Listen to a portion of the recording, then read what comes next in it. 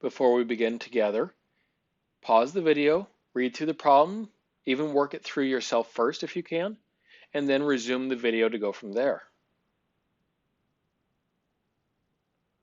In this case, we're looking to see where the vertical distance between these two parabolas is minimized. Now, I do want you to have a picture in mind as we go forward here. If we make the graphs of both of these and look to see where it looks like their vertical distance is going to be minimized, we can see that it looks like it's going to be someplace around where their vertices are approaching each other. Specifically, it looks like it probably would be happening somewhere between the vertex of that blue graph and the vertex of that red graph. It's just going to be a matter of the details about exactly where between there. So we're being asked to figure out where that distance is minimized. So I want to start by thinking about how would I actually calculate the distance between those two parabolas. Well, notice that I'm taking that red parabola, the y-coordinate of it, and I could subtract out the y-coordinate of the blue parabola. Now, if I take a look at the two equations, I can figure out which one is which, because that red parabola is opening upward, so that's got to be this one, and that blue parabola is opening downward, so that's got to be this one here. All right, so then really then that distance between them would have to be the x squared plus 1, and then subtracting the other one, which is x minus x squared. Now notice I put parentheses around that. It's because I'm subtracting.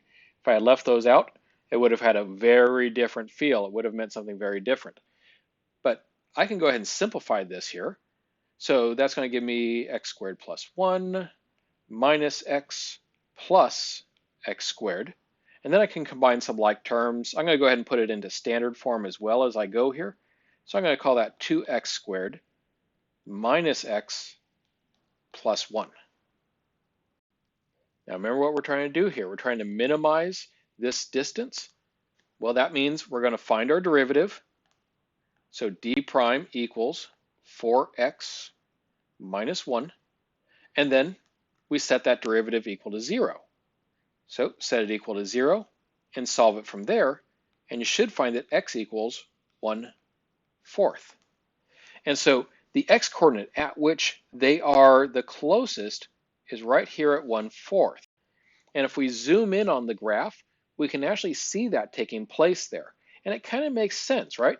Because here at 0, we have the vertex of the first graph. And here at 0.5, we have the vertex of the blue graph. And right halfway between them, exactly halfway between those two vertices, is the point at which they are approaching each other the closest. Now this is a new but very closely related problem. This one is the same set of equations, but instead of saying where are they closest, it's saying what is that minimum vertical distance. You got to look at what a question is asking for. Is it just asking where they're the closest, or is it asking what that minimum distance is? So pay attention to what it's looking for. Now in this case, because it's looking for that minimum vertical distance, we go back to that distance equation that we had earlier.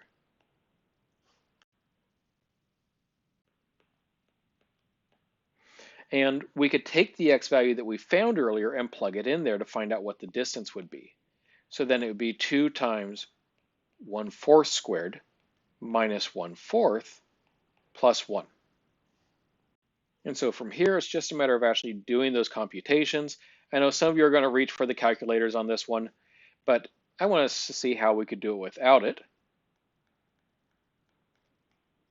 And so then the 2 times 1/16 is 2/16, or in other words, 1/8. And then it's going to be minus 1/4, but I know I'm going to need a common denominator there, so that's going to be 2/8. And then plus 1, again, I'd like to have a common denominator there, so let's go ahead and call that 8/8. And therefore, we can then see that our distance is going to equal 7/8. And that is exactly how far away those two parabolas were at x equals 1/4.